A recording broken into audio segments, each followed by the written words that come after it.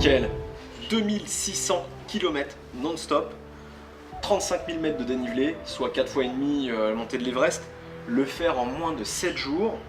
Qu'est-ce que la Race Across France, Mickaël? En fait, c'est un spin-off, comme on dit maintenant, de la Race Across America. C'est une épreuve qui date des années 80 aux États-Unis, où il traverse les États-Unis d'ouest en est, à peu près 3000 miles, et en 12 jours. Donc c'est un ancien participant, Arnaud Manzanini, qui a décidé d'organiser la version française de cette épreuve. Une course de 2600 km pour nous, en 7 jours, qui part du sud de la France, Mandelieu, pour traverser les Alpes, et puis la grande diagonale vers Omaha Beach, et puis on va finir par le bord de mer jusqu'au Touquet.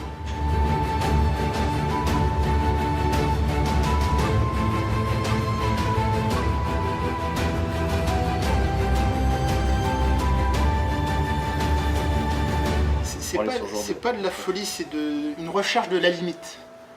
Donc après avoir fait le raid extrême vosgien, il y avait une épreuve difficile avec beaucoup de que de la montagne d'ailleurs, 600 km en solo avec le même format que la Race Across France. Il y avait eu le Paris-Brest-Paris où c'était plus long, mais en groupe, donc c'était presque plus facile.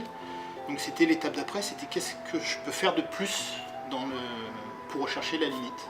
Donc une nouvelle aventure, et donc on double la distance et on triple le dénivelé par rapport au Paris-Brest.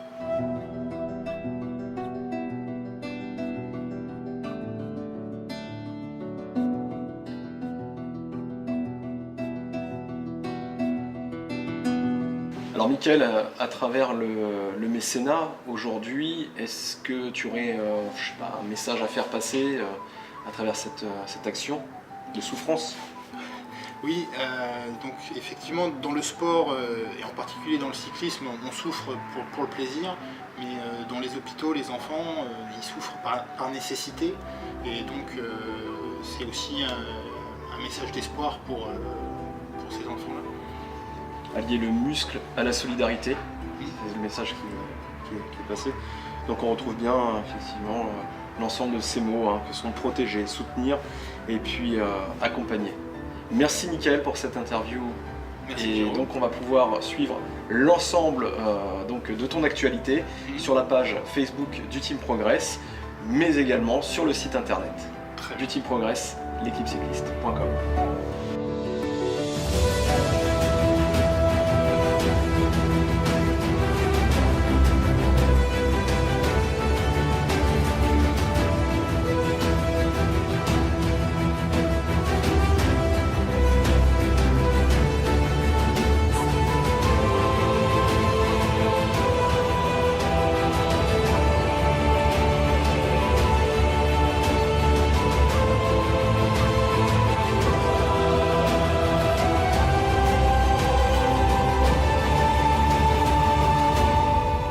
C'est dans ce genre d'épreuve qu'on va au bout de ses capacités, et c'est toujours sur des 24 heures ou plus où j'ai vraiment eu le plus le frisson.